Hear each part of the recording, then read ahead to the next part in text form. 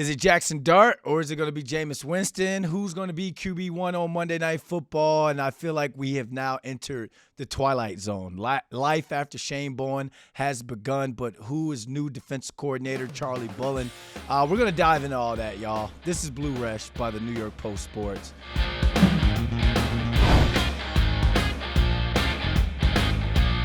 Happy Thanksgiving week, everybody. Hope you're ready for some Week 13 Giants-Patriots action, and that's on Monday Night Football.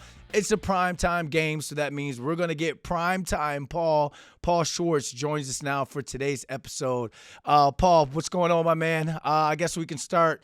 I mean, you start, sir. You go ahead and start us off with this one. What storyline or what storylines are left to talk about when it comes to the Giants? No, there are a lot. There are. Look, in a lot of cities, the storylines are about playoff contention and seeding and things like that. Obviously, there's none of that with the Giants, but there's plenty of storylines. They're still playing a game on Monday night. It's hard to believe that it's an extended week. The Giants have their last primetime game, and it's really remarkable. We haven't even had the bye yet. I mean, it's the latest bye I can ever remember, and it's just. It's going to be after 13 games. It's really not a bye. I mean, it's almost a goodbye for the Giants, right? Their season's almost over, and we haven't even had the bye yet. So that's interesting. Thanksgiving, right in the middle of this week puts a different vibe to this whole thing. But yeah, I mean, a few weeks ago it was many weeks ago it was okay. Jaxson Dart's going to start. Let's see where that goes. Then a few weeks ago it was okay. Dart can't play. Jameis Winston's going to play. Let's see how that goes. And now. We had the Brian Daboll firing. So it's okay. We have a new head coach with Mike Kafka. Let's see how that's going to go. And yet another new wrinkle this week is we have a new defensive coordinator. Let's see how that's going to go. So, I will be interested to see if there's any changes on defense this week. All right, first up to talk about first order of business is, I guess, Mike Kafka firing Shane Bowen. I haven't had a chance to talk to you about that. I guess, you've got sources in the building. This is something that we've been keeping an eye on for a very long time. Mike Kafka finally pulled the trigger on that one. What was your initial thought of Shane Bowen being fired? And now that it's, a couple of days have gone by, how do you feel about the Giants going into this Patriots matchup against a Drake Maye with Charlie Bullen as defensive coordinator? Yeah, look, it had to happen. And I look, it could have happened. The Giants, when they name an interim head coach, they give that, they don't say, okay, you're going to take over for Brian Daboll, but this is what is going to happen. They say, okay, what do you think should happen? So Kafka could have come in and said, okay, if I'm the interim coach, I can't have Shane Bowen as my defensive coordinator. I got to make a change right now. And ownership would have said, okay, if that's what you feel, tell us. And with Joe Shane involved, what is your plan? Who's the next in line? And what do you think should happen? And then if it was a cohesive, coherent plan, they would have gone with it. I like that Kafka said, look, I didn't want to make any rash decisions. I didn't want to go into this and just start firing guys left and right. Look, he's a coordinator. He knows how it is. So, I frankly, and I wrote this after the first game, Kafka coached with the Packers. I didn't think that Shane Bowen was an issue at all. You know what I mean? The defense was okay. I didn't think, the personnel was the groups, the personnel groups I thought were fine. And at the end there, he called for a blitz that should have gotten to Jordan Love, and it didn't, with 3 one-on-one matchups. That's on the players. That's not on the coach. But this past week, look, you can't go to Detroit and blow another lead and blow another double-digit lead in the fourth quarter. So I think it had to be done. And can Charlie Bullen make a million schematic changes this week? He cannot. He gets an extra day to play with. That's good. My impressions of Charlie Bullen, I mean, he's an effervescent guy. He's a very good quote. He had a lot of energy. He had more personality in the few times I spoke to him than Shane Bowen did in 2 years I've spoken to him. So does that make a difference? I don't know. But Brandon, this was not a slam dunk. He's never been a defensive coordinator before. He's never called, he's never made defensive calls before in the NFL. He's been in the NFL for 12 years, 2 years with the Giants, primarily always on with outside linebackers. And, there were guys on the staff, certainly, Manuel, the secondaries coach, has called defenses for the Falcons. Andre, Patterson. Andre Patterson, the Yep. defensive line coach, has been a co-defensive coordinator before in the league. So, they had quote unquote more experience. Should they have gotten it? Look, this is Mike Kafka's call, and he went with Charlie Bullen. I think he'll be a spark and some energy. And Brian Burns had good things to say about him. He said he's really helped him. And Brian Burns has had his best year with him. So he Burns said, look, he would have been happy with whoever they picked because there's experience there, but he's very thrilled that for Charlie Bullen because he's a guy he knows very closely from working with him the last, 1.5 seasons. And we'll see. If anything, it's different, and it will be some energy, some personality, I think. And at this point, that's a good thing. When I look at it from a football standpoint, Paul, I think Kafka was very overly generous to keeping Shane Bowen for even that one game. I've been on staffs, or not been on staffs, or I've seen staffs or that where the offensive coordinator and the defensive coordinator do not get along. So if this were to happen on that staff, and some of my father's former staffs, where that offensive coordinator and that defensive coordinator were going at it with all the MFs and curse words in the world on a sideline in front of ADs, all of it. So if something would have happened to my father and he would have gotten fired, and one of those coordinators would have been bumped up, the other one would have been fired in a heartbeat. And you see that on a lot of coaching staffs because the offensive coordinator and defensive coordinator, they game plan against each other more than anybody else in those leagues.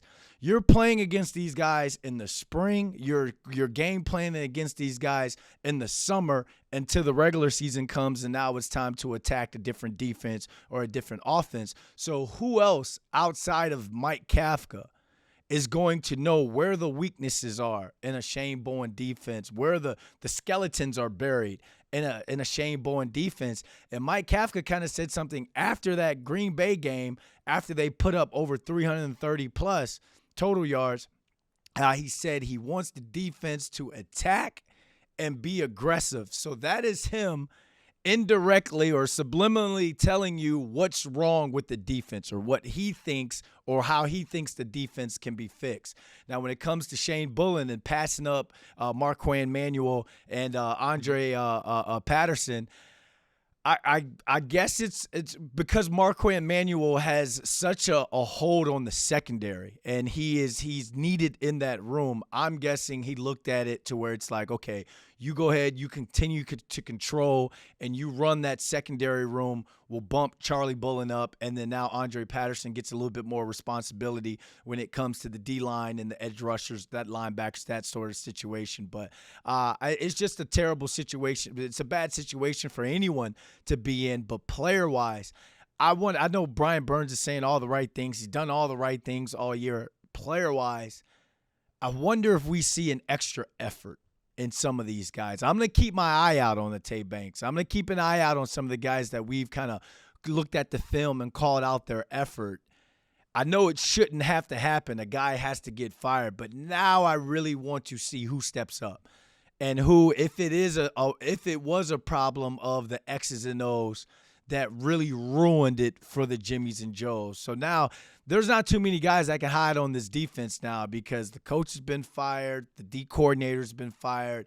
Now here's a guy that, he had to listen to you probably come into his office and like, Coach, we need to be doing this. We need to be doing that. Oh, I listen. Now I got my opportunity to put you in that position. You better make the play or else you got to go. You're right. As far as like when you take one guy, what are you missing, right? So if you take the secondaries coach away, who you can't you want to rob Peter to pay Paul sort of thing, right? You don't want to.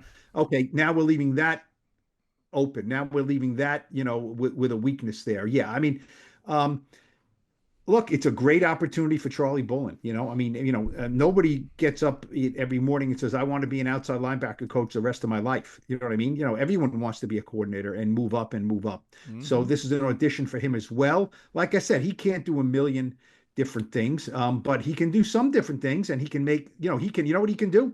He can maybe acquiesce to the head coach a little more, where if Kafka's in the headset and he says, we're bringing pressure here, right, Charlie? We're bringing pressure here now, right? He doesn't make the actual, the head coach is not going to make the actual call, but he can say, look, I don't want him sitting back there. I don't want him patting the ball.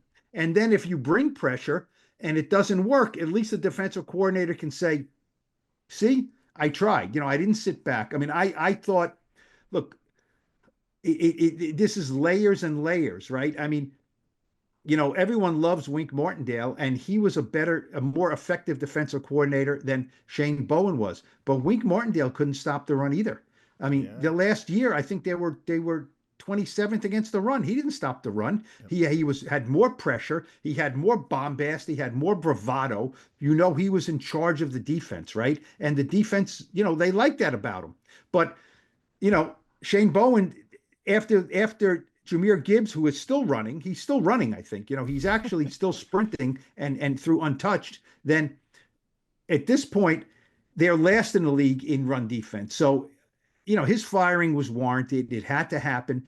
And so there will be no miracles here. We'll see. We'll talk a little bit about the Patriots. They have some vulnerabilities now that maybe Charlie Bullen can come back from. Maybe Kayvon Thibodeau comes back. Sometimes also, this was the anniversary. This was the anniversary of in what year was it? When Jim Fossil gave this team is going to the playoffs. I'm putting my chips to the center. Yep. That kind of thing. This was an anniversary of the exact year that happened.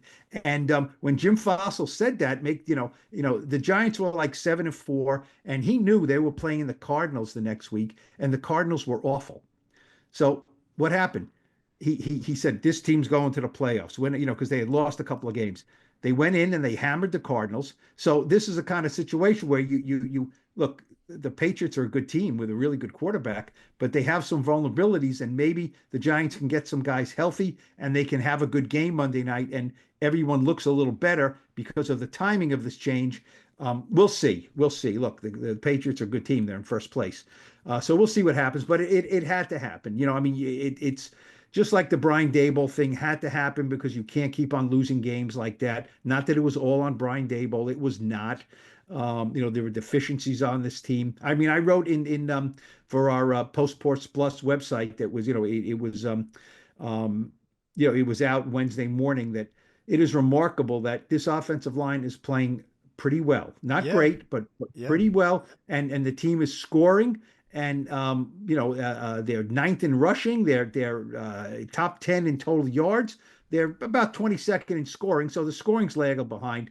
But this is not a 2-10 offense. And for years, it was a 2-10 offense. It's not a 2-10 offensive line. It's not a 2-10 offense, but it's a 2-10 defense, and that has compromised the whole season. So the defensive coordinator had to be let go because of that.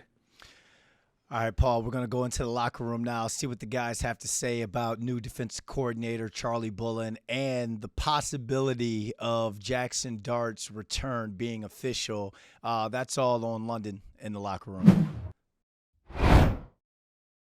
All right, London in the locker room with wide receiver Wan'Dale Robinson. Tay Banks called you Dale one time, and I'm always thinking in my head, I want to call you Dale. All my teammates call me Dale. About all of them just call me Dale. I really don't hear Wan'Dale too much in the building. More so from the fans. That's when I hear Wan'Dale. So. All right, I'm the media guy, so I'll say Wan'Dale. But then the former player in me also wants to say Dale. You know how these London and locker rooms go. We always get you guys to show us something in your locker that's a must-have. What you got for us? All right, I got plenty of cleats. That's my must. Here, this is what I'm actually gonna wear this week. Let's pull out these. So these are the Monday Night Football exclusives, right? Yeah. So these are actually from Ohio State.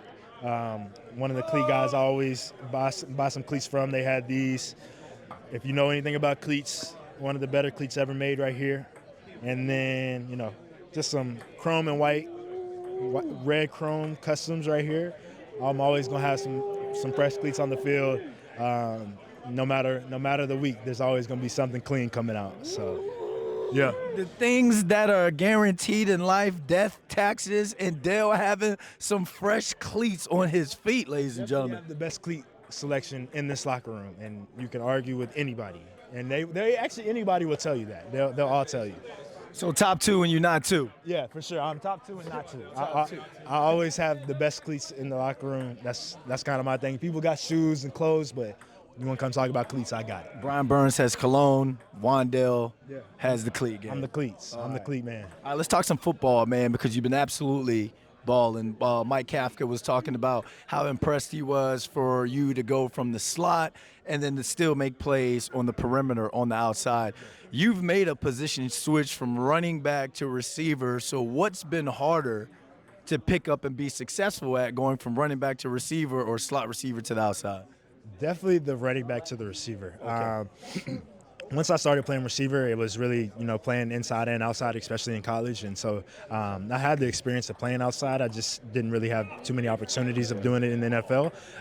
So, just making sure I'm studying my opponents and stuff like that and knowing exactly who I'm going against, and then it gets pretty easy from there. All right, Mike Kafka showed you some love. Now let's reciprocate that love. What have you seen from him these last 2 weeks as interim head coach, not only just on the offensive side of things, but just his demeanor and overall leadership? I mean, he's great.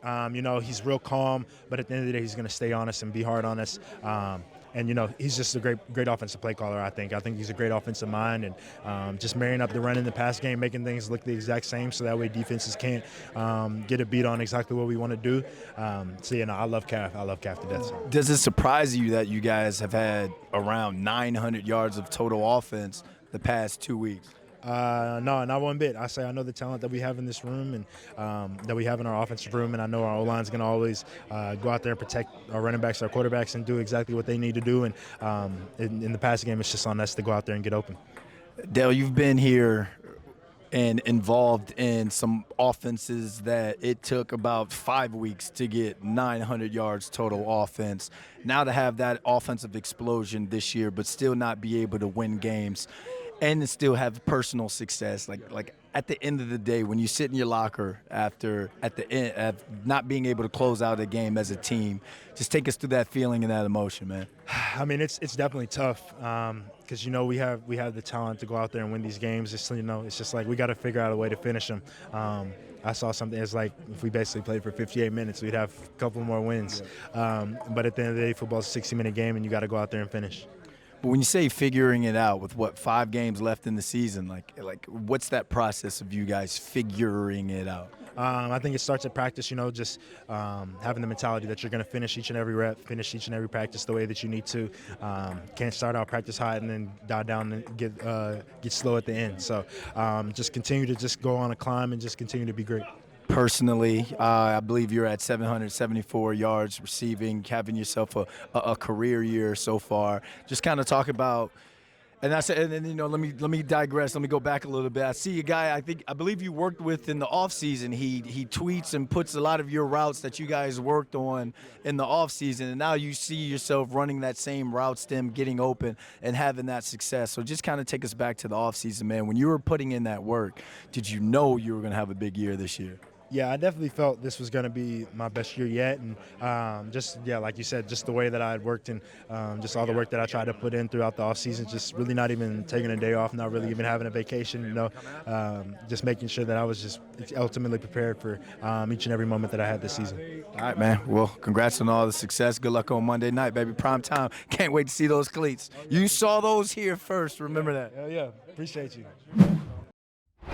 All right, Paul, it's not official yet if he's going to return or not just yet, but looks like he is trending in the right direction. We got to tell you guys, we are filming this on a Wednesday, not Thursdays like we normally do. So I'm headed out to practice to see what's going to go down if Jaxson Dart's going to get ramped up. So right now we're still waiting on that official word from the Giants.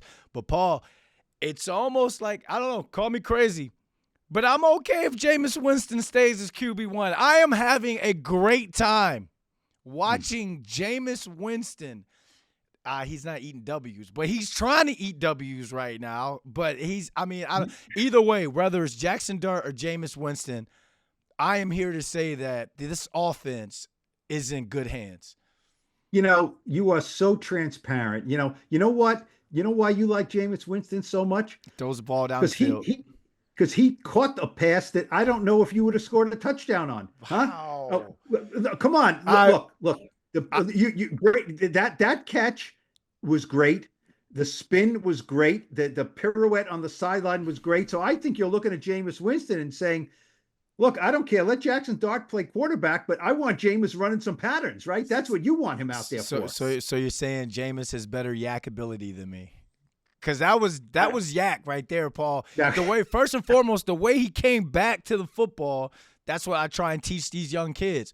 Two, the spin move was great. The stiff arm was great, but the end, to get your knees up so he couldn't swipe at the legs. But this is the reason why a guy won the Heisman Trophy, why he was drafted to the majors in baseball. Jameis he's an entertaining winner. Like this guy is a winner. And it's, again, that's why I'm okay. I know we talk about Jaxson Dart's development and we got to get him right for the next season. 2-10, Paul. I don't care about no development. Look, I sure want to watch Jameis. Entertaining winner. I mean, they lost the last two games with Jameis Winston. I know. You know, and his career record in the NFL is a lot more losses than wins. Now, I'm not knocking Jameis Winston, but let's not make him to be John Elway here. You know what I mean? I mean, he's you know what? After watching those two games, you know what? And he's signed for next year for like $4 million, right? Would I look at it and say he's the best backup quarterback in the league? Okay, that's what I will say. And if he needs to start, he can go there and play winning brand of football. It was not his fault they lost the last two games. There's no question about it. So I'm not going to say, Jameis Winston could have the exact same games the last two games, and if the defense held up there, its end of the bargain, the Giants would have won one or two of those games. So yes, Jameis Winston can still play. He's not a goofball. He's not some guy who's just throwing the ball all over the place. He could have had 3 or 4 interceptions against the Packers. He played a very solid game, more than solid. He played at times spectacularly in Detroit and deserved better. There's no question about it. But look, they have 5 games left, and we don't need to learn more about Jameis Winston. We don't. We need to learn more about Jaxson Dart. I asked Mike Kafka that, if he's ready, is he your starting quarterback? Because now, like we said, Jameis played well. Maybe he'll say, well, but look, they didn't win the games. It would have been really fascinating if they won 2 games with Jameis Winston, and now Jaxson Dart's ready to come out of concussion protocol. Does he make the change or doesn't he make the change? I think the season is very much about Jaxson Dart. So if he's ready, I think he will. I know he will start if he's ready. They were cautious with him last week, but it's really not even so much, he did not, it's not like he cleared concussion protocol and the Giants said, that's fine, but we're sitting him. We're not going to play him. He did not clear the protocol. So this week he has to clear the protocol. You can't just snap your fingers and say, okay, he's cleared of protocol. He has to not show symptoms. Then he has to have a full practice where it's quote unquote a contact practice. There's really no contact for a quarterback, but they have to simulate some contact to see if he can withstand it. Then how does he feel afterwards? Then an independent neurologist has to say, I clear him. I clear him. It's like a designation, like with a sword. I dub thee cleared of the concussion protocol. You are now a knight of the Giants Roundtable, right? You have to do that. So I would certainly expect that this week, and then I would expect him to start, and then it's a fascinating kind of next chapter for Jaxson Dart, right? It was sitting on the bench, then it was starting. Now it's getting hurt, missing 2 games, learning and seeing what, and coming off a concussion, and how is he going to handle it? Is he going to be, the swashbuckler that we saw before? Is he going to be more cautious? Is he going to be in more self-preservation mode? So this is a next chapter that we have to learn about. And, I'm anxious to see that Monday night. Call me crazy, but I feel like Jameis Winston put a little pressure on Jaxson Dart's development and production. I feel like he's going to make him, I guess, try harder and not let the game come to him naturally. Because if we're talking about 2 games with around 900 yards of total offense, we've been excited about Jaxson Dart and what he's been able to do with his feet, but we haven't seen him sling it like that and get multiple wide receivers and tight ends and backs involved. So I'm hoping And I love the handshake. Jameis is the perfect guy for Jaxson Dart and his development, without a doubt. Like you said, the best backup quarterback in the league, the best mentor in the league. And it's almost like it's making me rethink the decision of bringing in Russell Wilson, because I feel like now that the whole Russell Wilson experiment kind of put them in a bad position at the beginning of the year, where you could have just went with the excitement of Jameis. But when we talk about Jaxson Dart's development, his possible return, and you're going to speak more on this, we all saw it on Hard Knocks. Brian Dable wanted Drake Maye last year, and he's almost in Jaxson Dart's almost in a similar situation of what Drake Maye went through last season, and now we really get to see what Drake Maye is and what he's going to become. So, I mean, do you feel like the Giants have their Drake Maye in Jaxson Dart? Yeah, it's an interesting way to put it, because it's look, the Giants wanted Jaden Daniels. Yep. They couldn't get him. They couldn't get up to one to get him. They couldn't. And they wanted Drake Maye. We saw in Hard Knocks where Joe Shane walked over at Combine in Indianapolis at Lucas Oil Stadium, walked around the whole thing to go into the Patriots suite to talk to Elliott Wolf and just say, what are you thinking? What are you thinking of 3? What are you thinking? And, he was like, okay, just, keep us in mind. And then he came back and said, yeah, I don't think they're interested in trading that pick. They want Drake Maye. And so, but it's interesting because Drake Maye last year, had a pretty typical. He didn't start the season, just like Jaxson Dart didn't start his rookie season, right? Yep. And they had a first-year head coach, Gerard Mayo, in New England. And then, at a certain point, they said, okay, we're going to play Drake Maye, right? And Drake Maye had some growing pains. There's no question. The team wasn't very good. He had some real highlights, but he had some lowlights. And think of it, if you're Gerard Mayo, you broke in that car, right? I don't know, Brandon, you remember, I don't know if you're old enough to remember, you buy jeans now that are already broken in, right? You buy a nice new pair of jeans, they already feel comfortable. I remember buying a brand new pair of Levi's. They were hard as a rock. You had to wash them. It wasn't this pre-worn kind of cotton, you know what I mean? Yep. There's no it was Levi's, it was like, so you wore them the first day and you're like walking around like Frankenstein. Oh man, then you wash them.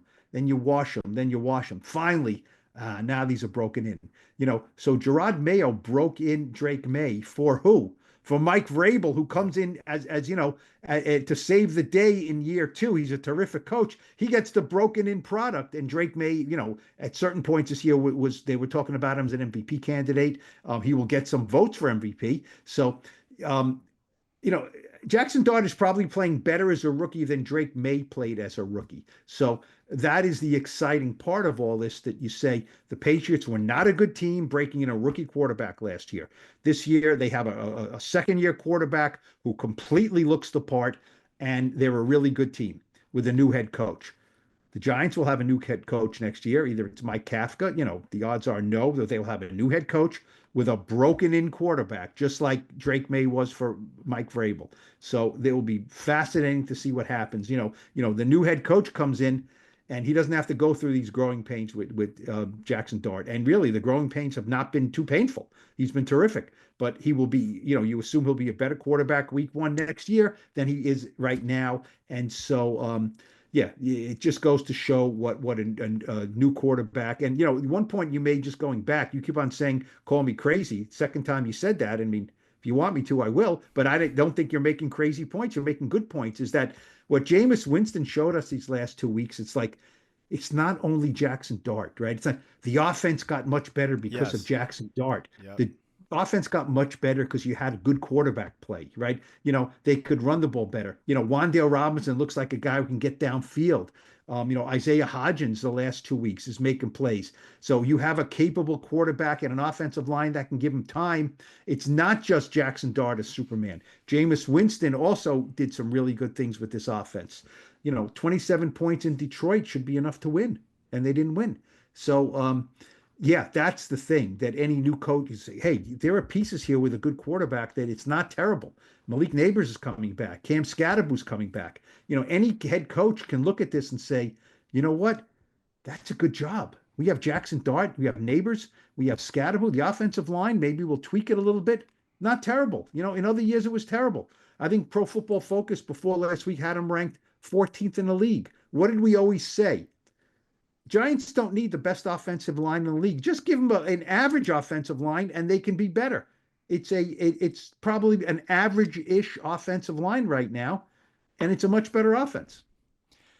It's all kind of looking bad for Brian Daboll if you kind of like play a little bit Monday morning quarterback and look back at it, because like exactly everything you said about how the offense struggled in years before. Saquon goes, has success somewhere else. Daniel Jones goes and he's having success in Indy.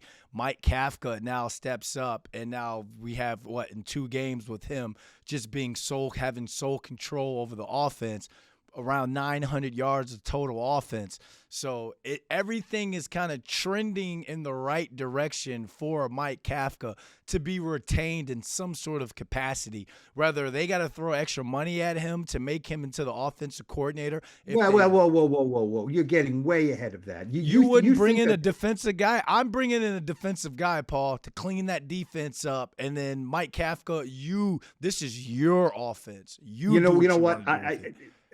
Look, you're the son of a coach. You know how coaches think. I don't know any guys coming in and saying, okay, I'm keeping Mike Kafka. I mean, it could happen. It's not crazy, but I'm keeping Mike Kafka, who has some tremendous loyalty. Now, is Mike Kafka going to be like the head coach of the offense? You know what I mean? And any guy they bring in, and I think it's wrong to say I'm bringing in a defensive guy. You got to bring in the best leader and the smartest guy, whether that's an offensive guy or a defensive guy. Probably not going to be a special teams guy, but you got to bring in the best guy who's a leader. And then the next question is, who are you bringing in? So let's say you bring in a defensive guy, right? A guy who was a defensive coordinator, and that's where he made his bones, right?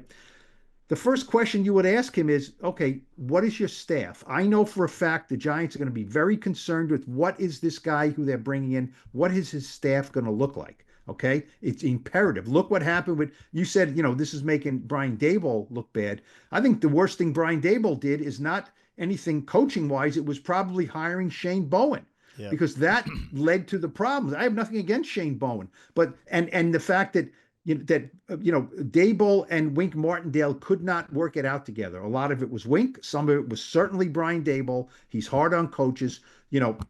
Wink Martindale didn't want to be yelled at. Okay, he didn't want to be yelled at, and that's all there is to it. You can yell at the defensive quality control coach, and you can yell at the DB's coach. Wink Martindale didn't want to be yelled at and looked at, like that. And so there was a personality conflict there. Should that have been, smoothed over? Maybe. If Wink Martindale stayed with the defense, have been better? Probably. They might have still not been able to stop the run. He was not perfect. So, there's a trickle-down effect. But I think to say, I just don't see a guy coming in and saying, oh, yeah, Kafka, Kafka's now got some loyalty in the building and in the room, right? Do you want to be you got to be a pretty confident new guy to come into the building and say, yeah, I know half the team already likes this guy a lot and wants to play for him, but I'm going to be the head coach now.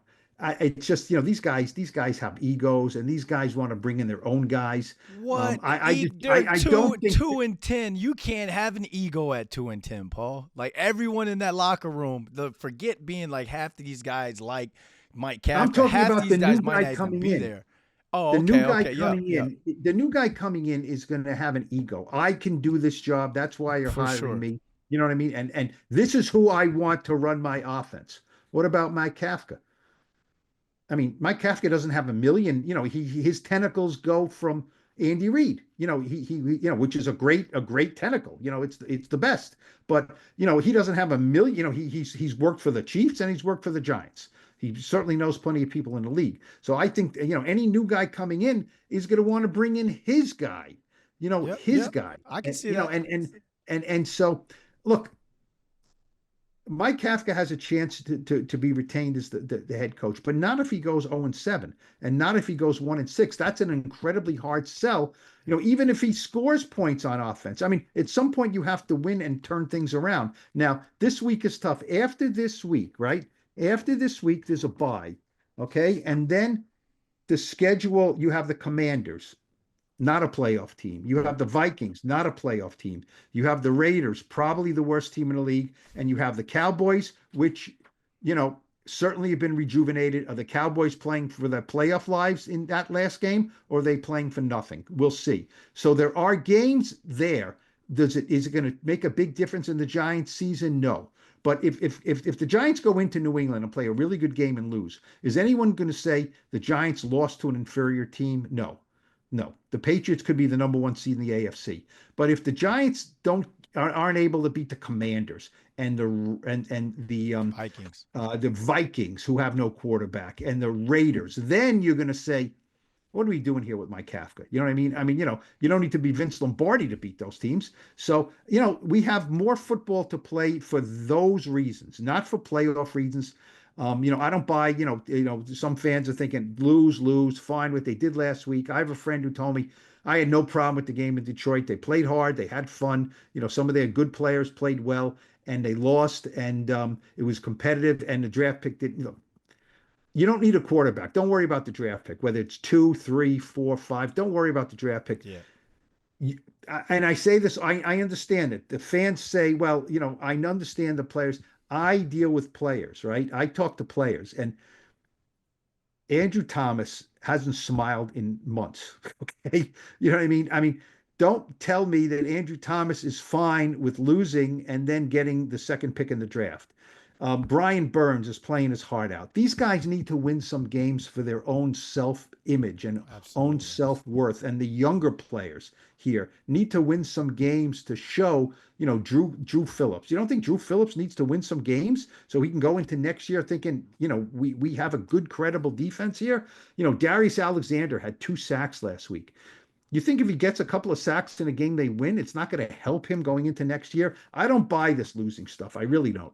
Plus, it helps when you go out to the club that night, because if you only got 2 wins on the season, you got 10 losses, you go into the club 10 times, it's like you're drinking your sorrows away, not the 2 times you get to go to the club and you're dancing because you feel good that you actually won on the week.